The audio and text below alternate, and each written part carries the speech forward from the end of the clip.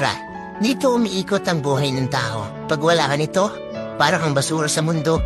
Bali-baliktarin man ang mundo, pera ang gumagalaw sa paligid mo. Ito yung bagay na nalikha ng tao na hinahanap-hanap ng kahit sino.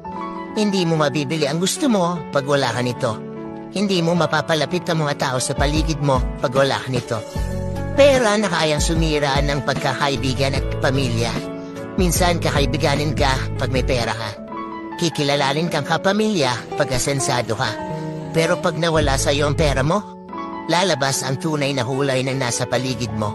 Matutong magtabi para sa sarili, huwag bigay dito, bigay doon. Kasi sa huli, ikaw din ang mamumulubi. Ang buhay ay parang paglalakbay sa kalsada. May mga patag, paakyat at mabatong landas. Ngunit sa bawat takbang, di man ayon sa mga bagay na nais mo, huwag itong masamain. Huwag labis na magdamdam.